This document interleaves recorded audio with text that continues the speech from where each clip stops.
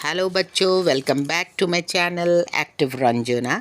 आज हम class third का यूनिट 1 का इंग्लिश का 7th लेसन पढ़ेंगे। खसाबा जादव जी के बारे में, जो एक ओलंपिक चैम्पियंस थे, रेसलिंग चैम्पियन। तो अब आज हम उनके बारे में पढ़ेंगे। Have you heard about the Olympic games? क्या बच्चों आपने ओलंपिक गेम्स के बारे में सुना? ये एक तरीके का ओलंपिक गेम्स होता है जिसमें अलग अलग कंट्रीज़ के स्पोर्ट्समैन लोग भाग लेते हैं और बहुत नंबर ऑफ़ इवेंट्स इसमें होते हैं। तो sportsman from many different countries of the world come together for the Olympic games. बहुत सारे अलग अलग कंट्रीज़ के स्पोर्ट्समैन लोग एक साथ जमा होते हैं ये ओलंपिक गेम्स में। अ नंबर ऑफ़ इवेंट्स यहाँ पर होता है। देयर आर गेम्स होते हैं। एथलेटिक्स इवेंट्स होता है like high jump, long jump, ये सारे एथलेटिक्स में आते हैं। रनिंग और जिम्नास्टिक कसरत होती हैं, अलग अलग एक्सरसाइज के स्टेप्स होते हैं, बहुत लचीले टाइप के होते हैं, आपने देखा होगा gymnastic. Swimming, diving competitions, boxing, wrestling matches and many many other things. बहुत सारे मैचेस होते हैं इसमें।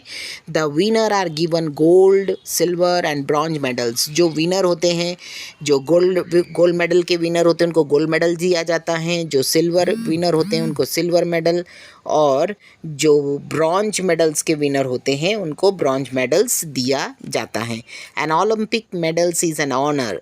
जो ओलंपिक मेडल्स होता है वो बहुत गर्व की बात है, बहुत जीतना यानी हर किसी को नहीं मिलता। बहुत ही टफ कंपटीशन होता है यहाँ। An Olympic winner is considered to be a world champion. और जो ओलंपिक विनर होते हैं उन्हें हम वर्ल्ड चैम्पियन कहते हैं। Few Indians have won Olympic medals so far. कुछ ही इंडियंस है जिन्होंने ओलंपिक मेडल्स जीते हैं। The first person who win a medal for independent India was a wrestler from Maharashtra. और ये ओलंपिक के जो इंडिया के जो फर्स्ट ओलंपिक मेडल विनर है इंडिपेंडेंट इंडिया के बाद, वो थे खसाबा जादव, जो महाराष्ट्र से थे और ये रेसलिंग चैम्पियन थे। Khashaba Jadhav was born in a very poor family in a village called Goleshwar in Satara district. Satara district में घोलेश्वर गांव में उनका जन्म हुआ था और वो बहुत ही पुअर फैमिली से बिलोंग करते थे। उनके माता पिता बहुत ही गरीब थे। But it was a family that loved sports, specially wrestling. But उनकी जो फैमिली थी वो सबसे ज़्यादा, जितने भी खेल होते थे उनमें से वो कुश्ती का खेल सबसे ज़्यादा पसंद किया करते थे। His father Dada Saheb was himself a wrestler. उनके जो पिताजी थे दादा साहेब, वो खुद ही एक बहुत बड़े कुश्ती चैम्पियन थे। He had 5 sons. उनके 5 बेटे थे और the youngest of them was Khashaba. उन पाँचों में से जो सबसे छोटा बेटा था उनका नाम था खसाबा जादव, जिनके बारे में हम पढ़ रहे हैं। Dada Saheb himself taught his son wrestling.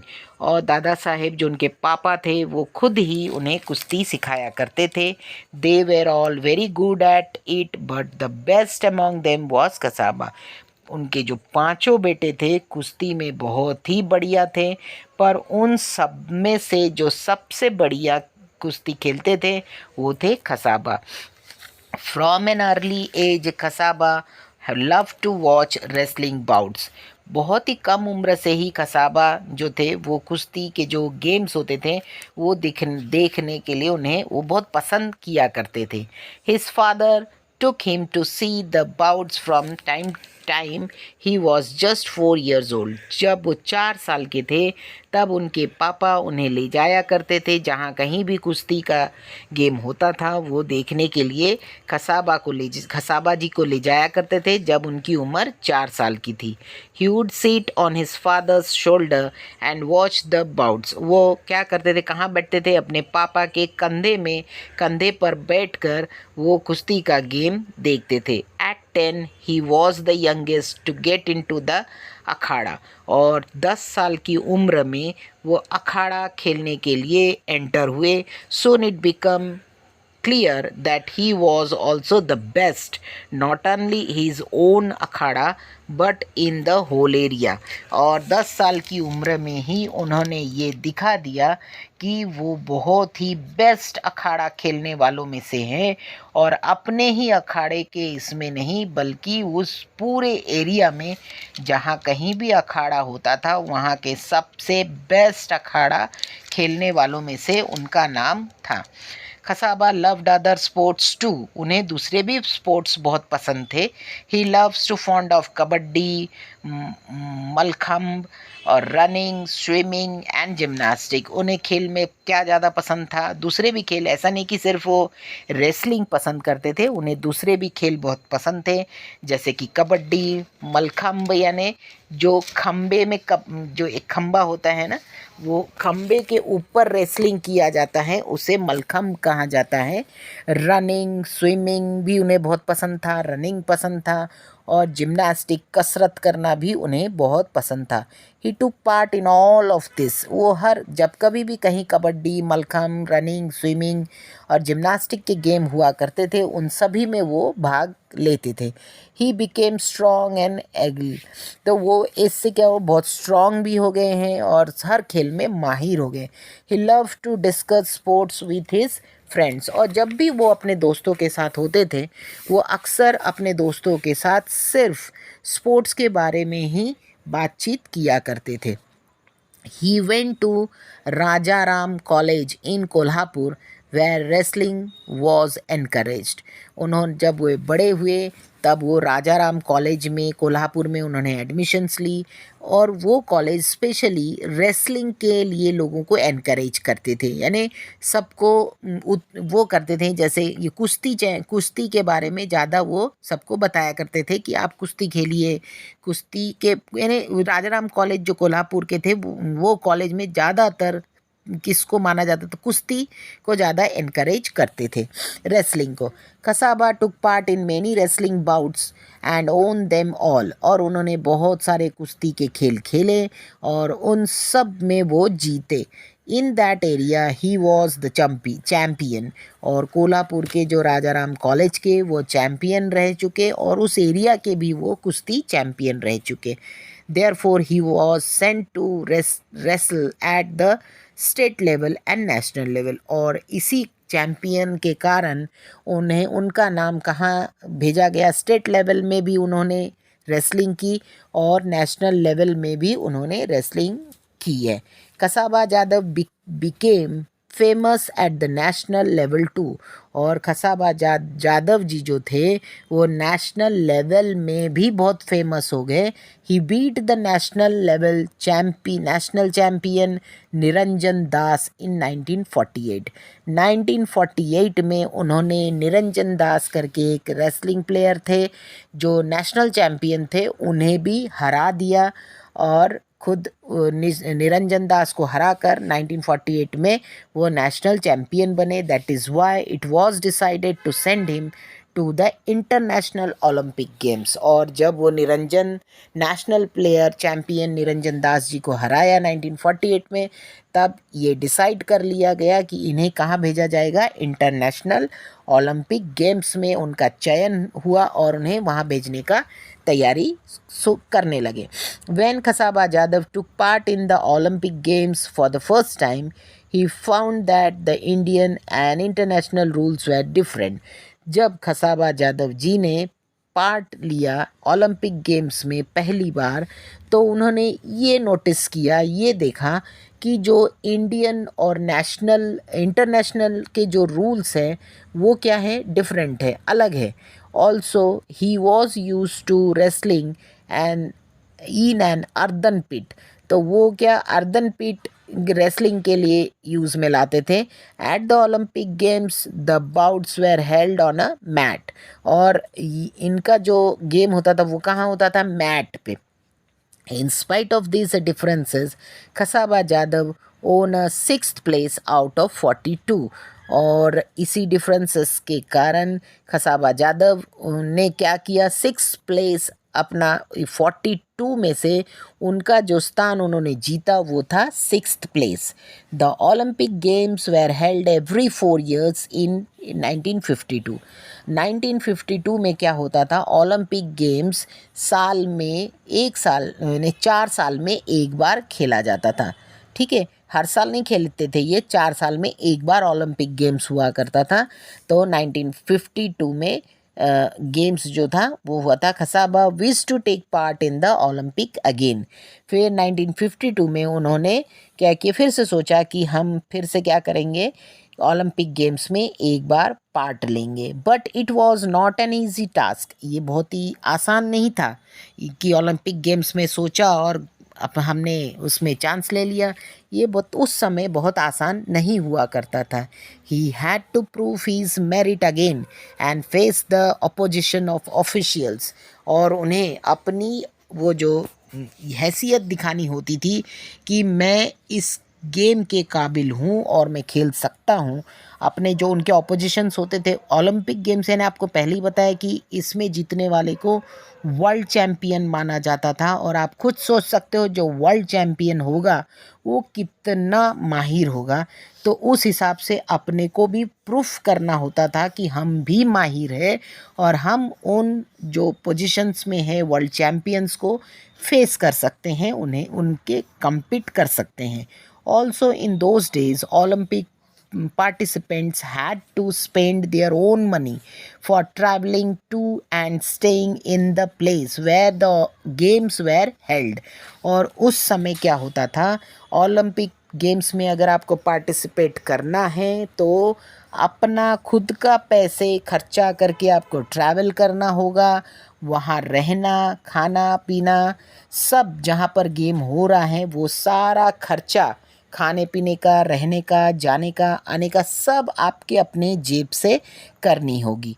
It was very expensive. और आप सोच सकते हैं ओलंपिक गेम्स जहाँ होती है वहाँ जाना, तो वो गेम्स के पैसे सब अपने जेब से खर्चा करना है और ये बहुत ही एक्सपेंसिव रहता था।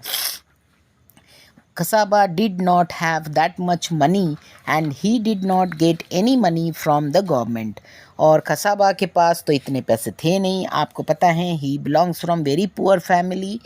तो इस वजह से और उन्हें गवर्नमेंट की तरफ से भी कोई पैसे नहीं मिले थे कि ओलंपिक गेम्स में भाग लीजिए, हम आपको पैसे देंगे। दाव वो तो थे ही नेशनल प्लेयर, बट कोई ऐसी फैसिलिटी नहीं थी। At last the principal of Rajaram college gave his own house to get the money.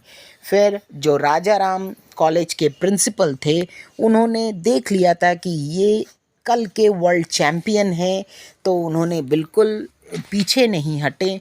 उन्होंने क्या किया, अपना घर गिरवी रख दिया और क्या किया, पैसे लेकर उन्होंने खसाबा को कहाँ भेजा, हेल्प किया कि आप जाइए, मैं अपना घर गिरवी रखता हूँ, आपको पैसे दे रहा हूँ, आप ओलंपिक गेम्स में भाग लीजिए। तो उन्हें हेल्प करने वाले पहले जो थे राजाराम कॉलेज के प्रिंसिपल, जिन्होंने अपना घर तक गिरवी रख दिया। और फिर other people in Khashaba's village also help. फिर जब उन सभी को पता था खसाबा जो थे अपने गांव के बहुत ही जाने माने रेसलर थे, तो इसीलिए गांव के बहुत लोगों ने उन्हें हेल्प किया economically. The in 1952 Olympics were held in Helsinki. तो वो यानी हेलेंस्की में वो 1952 में ओलंपिक गेम्स हुआ हेलसिंकी में। There Khashaba Jadhav had us face opponents from Russia and Gulf countries. तो अब जो रसिया के गल्फ कंट्रीज़ के और रशिया के जो उनके ओपोनेंट्स थे जिनसे उनको फेस करना था उनके उसमें, तो ये Khashaba Jadhav he won the first 5 bouts quite easily. और उन्होंने जो पहले 5 लेवल थे वो इजीली जीत गए। He won each bout within 5 minutes. और हर एक लेवल वो हर 5 मिनट में जीतते गए। Then he had to face a wrestler from Japan. और फिर उनको फेस किससे करना पड़ा, जापान के कुश्ती वाले चैम्पियन से उनको फेस करना पड़ा। They were both well matched. और दोनों ही टक्कर के प्लेयर थे, जापान के जो थे और अपने इंडिया के कौन थे, Khashaba Jadhav. The bout lasted for 15 minutes, और वो गेम कब तक चला? 15 मिनट तक चलता रहा। Khashaba lost the match by just 1 point, और वो वाला गेम खसाबा कितने पॉइंट के कारण हार गए? सिर्फ 1 पॉइंट के कारण वो मैच हार गए। He was exhausted after the bout, और फिर क्या, एक तो वो थक गए थे, गेम खेल के थक भी जाते हैं, और वो उनको अच्छा नहीं लगा जब वो हार गए। But he was asked to wrestler with the Soviet wrestler immediately, और फिर उन्होंने क्या खेला, फिर से उन्होंने कहा कि सोवियत के जो रेसलर थे उनसे तुरंत, ये गेम ख़त्म हुआ कि दूसरा गेम उन्होंने सोवियत के जो चैम्पियन थे, रेसलिंग चैम्पियन, उनसे गेम खेलने की वो करी। This was against the rule, और ये रूल के अगेंस्ट था। एक गेम ख़त्म होने के बाद आप तुरंत दूसरा गेम नहीं खेल सकते, कम से कम आपको आधे घंटे का रेस्ट होना ज़रूरी है। एक खेला, उसके बाद आप आधे घंटे रेस्ट करिए, फिर देन आप दूसरा खेल सकते हो। पर ये रूल्स के अगेंस्ट में जाके था कि मैं तुरंत खेलूँगा। According to the rules Khashaba should have rested for at last half an hour before the second bout. दूसरे गेम के लिए आपको आधे घंटे की रेस्ट जरूरी है। Khashaba lost in the bout with the Soviet wrestler, still he had won a bronze medal by finishing third. फिर क्या, लॉस्ट इन द बाउट, और फिर उन्होंने सोवियत रेसलर के साथ गेम खेला, और वो क्या किया, थर्ड राउंड फिनिश किया और ब्रॉन्ज मेडल जीता। When Khashaba return from Helsinki many people honoured them, जब वो वहाँ से वापस आए ओलंपिक गेम से, तो बहुत सारे लोगों ने उनका स्वागत किया, उनका सम्मान किया। A people in his village gave him a grand welcome, और उनके जो गांव के लोग थे उन्होंने उन्हें बहुत वेलकम किया प्यार से। A procession of 151 bullock carts waited for him, और क्या, उनके लिए एक बहुत बड़ी ऐसी रैली लगी थी जिसमें 151 बुलॉक कार्ट से बैलमंडियाँ थी। उस समय गांव में कोई बस और कारवार नहीं हुआ करती थी, बैलमंडी पे ही प्रोसेशन चलता था, यानी रैली चलती थी। In his home village of Goleshwar, उनका जो घर था, गोलेश्वर गांव के थे ना वो, सातारा डिस्ट्रिक्ट के, वहाँ से the villagers carried their hero home to the sound of dhol, और ढोल बाजे के साथ स्वागत करते हुए उन्हें गांव में स्वागत किया गया। खसाबा, और आपको मालूम था खसाबा जादव जी जो थे कहाँ के थे? गोलेश्वर गांव के थे, सातारा डिस्ट्रिक्ट के, और ढोल बाजे के साथ उनका स्वागत किया गया। Khashaba Jadhav did not forget those who help him, और वो भूले नहीं कि उनकी मदद किस किस ने की थी। After winning the Olympic medals, Olympic medal जीतने के बाद, he played the first bout to raise money, और फिर उन्होंने पहला गेम खेला पैसे बनाने के लिए, नॉट फॉर हिमसेल्फ, अपने लिए नहीं, बट फॉर द प्रिंसिपल। और वो पैसे किन को देना चाहते थे? प्रिंसिपल को, जिन्होंने अपना घर गिरवी रख के उन्हें कहाँ भेजा था? ओलंपिक गेम्स खेलने के लिए भेजा था। तो principal who had given his house for sending Khashaba to Helsinki, the principal got his house back again, उन्होंने वो पैसे देकर उनका घर छुड़वा लिया और उन्हें वापस कर दिया।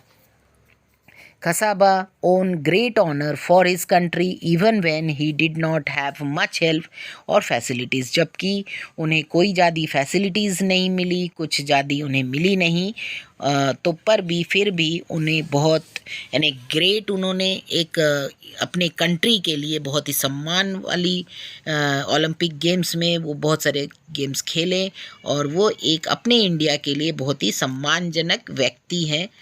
बिना फैसिलिटी के भी उन्होंने गेम जीता और अपना एक मुकाम हासिल किया, नाम हासिल किया। Today sportsman have many facilities, but आज की डेट में स्पोर्ट्समैन को बहुत सारी फैसिलिटीज़ दी जाती हैं। Shouldn't we all try our best to win greater honours for our motherland. तो हमें क्या करना चाहिए? इतनी फैसिलिटी मिलने के बाद हमें अपने मदर के लिए, अपने लैंड के लिए, यानी इंडिया के लिए, इंडिया के नाम के लिए मैच को जीतना ज़रूरी रहता है और सम्मान प्राप्त करना ज़रूरी है। आई होप आपको ये लेसन अच्छे से समझ में आ गई होगी। इसके क्वेश्चन आंसर्स मैं नेक्स्ट वीडियो में अपलोड करूँगी। तो प्लीज़ अगर आप मेरे चैनल में नए हैं तो subscribe my channel and like share. इस वीडियो को लाइक करिए, शेयर करिए। मैं बार बार इसलिए बोलती रहती हूँ कि मेरे चैनल को सब्सक्राइब करिए। अगर आप सब्सक्राइब करेंगे तो मेरी अगली न्यू वीडियो की नोटिफिकेशन आप तक पहुंचती रहेगी। चलो बाय बच्चों, मिलते हैं फिर अगली वीडियो में क्वेश्चन आंसर के साथ। Till then bye bye, see you, take care of yourself और अच्छे ध्यान लगा के, मन लगा के स्टडी करिए।